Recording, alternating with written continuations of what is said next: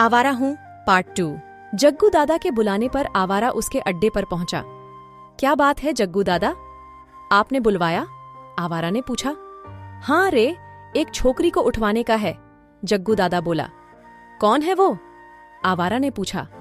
अभी कोई नई छोकरी आई है, शरबती बाई के कोठे पर।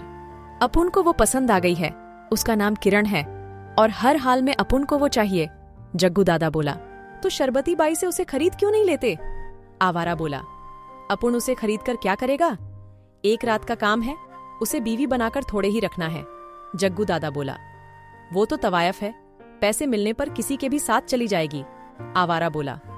वही तो बात है, वो छोकरी बड़े उसूलों वाली है, कहती है कि जिस्म नहीं बेचेगी, नाचने गाने के लिए तैयार है। बहुत अकड़ रही थी, इसलिए उसकी अक्ल ठिकाने लगाने का है, जग्गू दादा बोला। लेकिन दादा, ये तो गलत होगा ना कि किसी लड़की को उसकी मर्जी के बिना यहां लाना, आवारा बोला। तुझे ये काम करने का है तो बोल, खाली पीली मगज खाने का नहीं, जग्गू दादा बोला। ठीक है दादा, रात वो यहां होगी, आवारा बोला। ये हुई ना मर्दों वाली बात, ये ले और जा ऐश कर, जग्गू ने कुछ रुपए आवारा को देते हुए कहा। रात हुई और आवारा शरबती बाई के अड्डे पर पहुंचा और पूछा, शरबती बाई, किरण कहाँ है? जग्गू दादा ने उसे याद किया है। जब किरण ने मना किया है न कि वो जग्गू के पास नहीं जाएगी, फिर तू क्यों जबरदस्ती करता है? शरबती बाई बोली। मैं उसे लेने आया हूँ, अपनी मर्जी से चलेगी तो ठीक, नहीं तो उसे उठाकर ले जाना पड़ेगा। तब शरबती ने अपने लठैतों को आवाज दी। रामू, भोलू, राका, शंभू, कहाँ मर गए?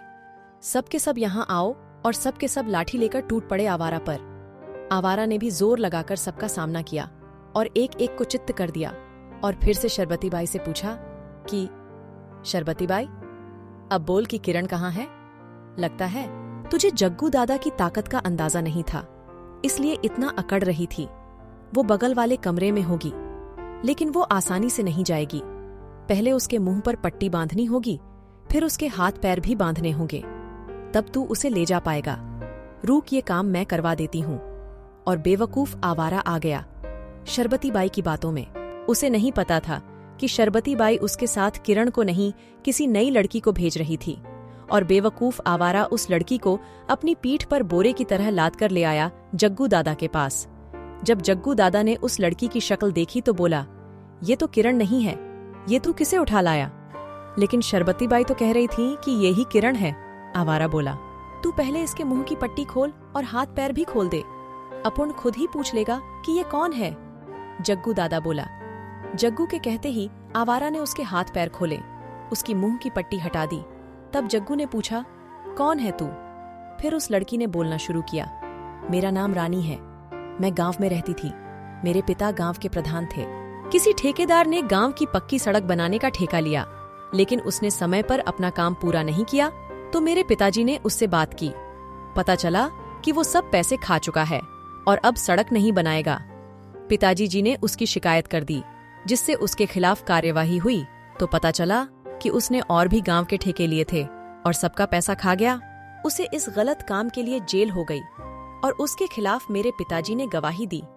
उसने पिताजी से बदला लेने की धमकी दी, और जब वो कुछ महीनों बाद जेल से छूटा तो एक रात कुछ गुंडों के साथ हमारे घर आ धमका। उस समय मैं 10वीं के इम्तिहान दे रही थी, इसलिए आंगन में पढ़ाई कर रही थी। उसने मेरे पिता, माँ और मेरे छोटे भाई को गोली मार दी, लेकिन उसने मुझे गोली नहीं मारी। बोला कि मुझे बेचकर उसे अच्छे दाम मिलेंगे। उसी रात मेरे परिवार को खत्म करने के बाद वो मुझे यहाँ ले आया और शरबती बाई के पास बेंच दिया। मैं ये काम करने को राजी नहीं थी, इसलिए शरबती बाई ने मुझे कमरे में बंद करके रखा कि कहीं मैं भाग ना जाऊं, और आज उसने मुझे किरण बताकर तुम्हारे पास भेज दिया। मैं शोर ना मचा पाऊं और ये ना कह पाऊं कि मैं किरण नहीं रानी हूं, इसलिए उसने मेरे मुंह पर पट्टी बंधवा दी और मेरे हाथ पैर भी बंधवा दिए। किरण ना सही, तू ही सही। किरण से तो अपुन और किसी दिन निपट लेगा, आज तू ही अपुन का दिल बहला दे, जाने मन, जग्गू दादा बोला। लेकिन जग्गू दादा, ये अभी बच्ची है, मुश्किल से 16-17 साल की होगी, आवारा बोला। तुझे बड़ी दया आ रही है इस पर, जग्गू बोला। बेचारी हालातों की मारी है, इसे छोड़ दो ना दादा, कल पक्का किरण तुम्हारे सामने होगी, आवारा बोला। लेकिन अभी तो ये सामने है, तो इसी से काम चला लेते हैं, जग्गू दादा बोला। छोड़ दो ना दादा, आवारा फिर से बोला। तू बड़ी तरफदारी कर रहा है, ये मत भूल कि तू मेरे टुकड़ों पर पलता है, जग्गू दादा बोला। मुफ्त में रोटी नहीं देते हो, जब अपना खून बहाता हूं तब जाकर कहीं मिलते हैं ये रोटी के टुकड़े, आवारा बोला। तू अपुण को हूल देता है, जा नहीं छोड़ता छोकरी को, जो मेरा मन करेगा वही करूंगा इसके साथ। और इतना कहकर जग्गू दादा उस लड़की पर झपटा। तभी आवारा ने जग्गू को एक बार फिर रोका। रुक जाओ दादा, लड़की को हाथ मत लगाना, नहीं तो मुझसे बुरा कोई ना होगा, अपुण को आंखें दिखाता है, तेरी इतनी हिम्मत। और इतना कहकर जग्गू दादा ने छुरा निकाल लिया। अब आवारा भी कहा, पीछे हटने वाला था। दोनों के बीच हाथापाई शुरू हो गई। जग्गू दादा ने आवारा को छुरा भोंकने की कोशिश तो आवारा ने उसका हाथ पकड़ लिया। इसी हाथापाई में वो छुरा जग्गू दादा की पीठ पर घुस गया और वो घायल हो गया। आवारा इसी मौके का फायदा उठाकर रानी को ले भागा। दोनों भागते रहे और रेलवे स्टेशन पहुंचे और बिना टिकट एक ट्रेन में चढ़ गए।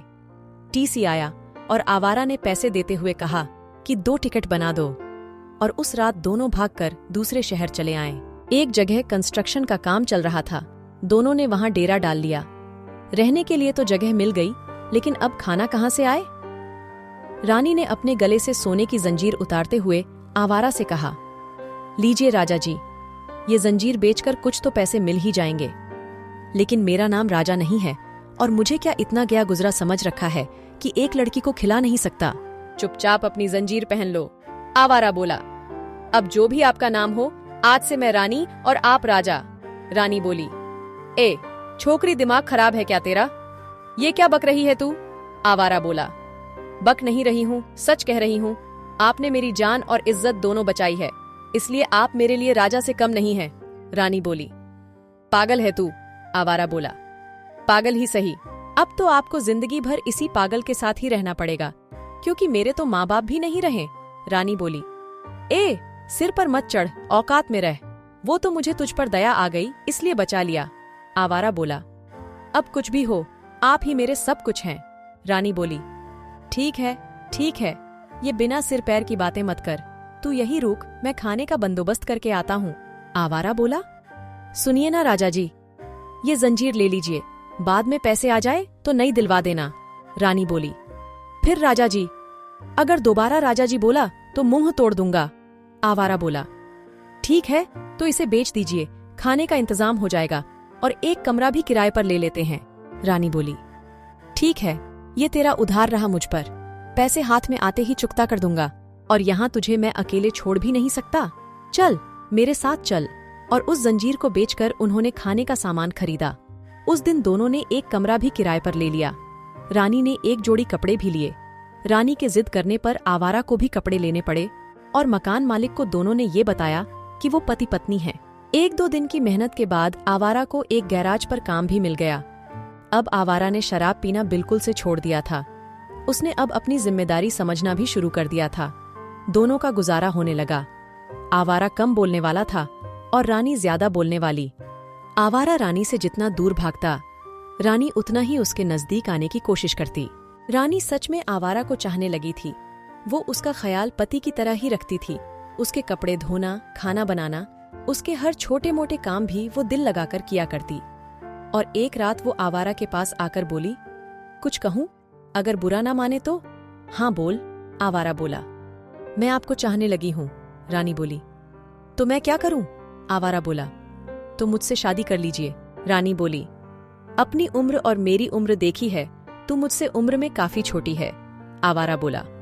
तो मैं मुझसे शादी करने को कह रही हूँ, अपनी उम्र से थोड़े ही, रानी बोली। ये सुनकर आवारा मुस्कुराते हुए बोला, तू तो नहीं मानेगी, मुझसे शादी करके ही रहेंगी। अब हम दोनों सबकी नजरों में पति पत्नी ही हैं, शादी का नाम ही तो देना है, रानी बोली। तो फिर कल शाम तैयार रहना, हम कल मंदिर में शादी करेंगे, आवारा बोला। सच्ची?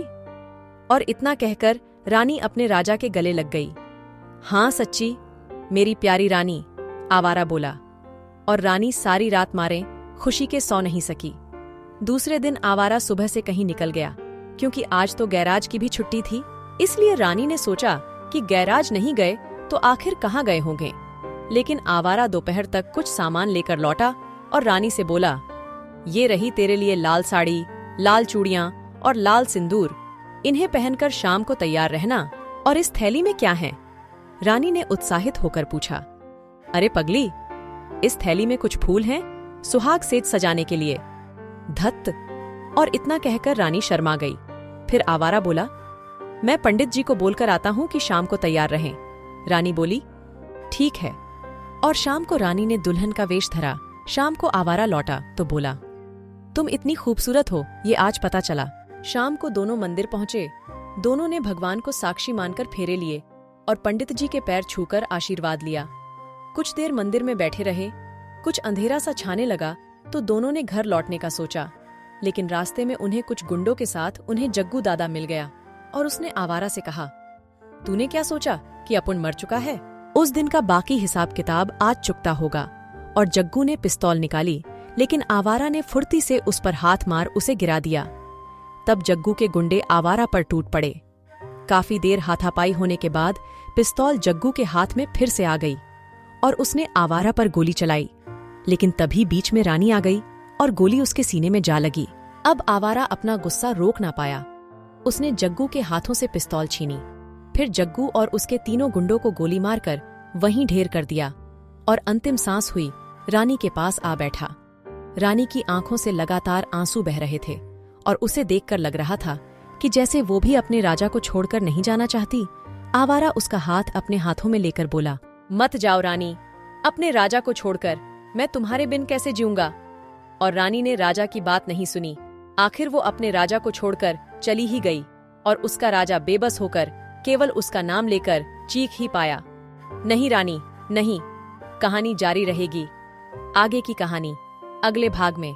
अगला भाग जल्द ही आएगा। कमेंट में जरूर बताएं कि आपको कहानी कैसी लगी। कहानी अच्छी लगी है तो वीडियो को लाइक कीजिए, शेयर कीजिए और हमारे चैनल को सब्सक्राइब करके बेल आइकॉन को भी दबा लीजिए, ताकि मैं जब भी वीडियो अपलोड करूं आपको वीडियो का नोटिफिकेशन मिल सके। तो चलिए दोस्तों, मिलते हैं नेक्स्ट वीडियो में। तब तक के लिए bye and thanks for watching video.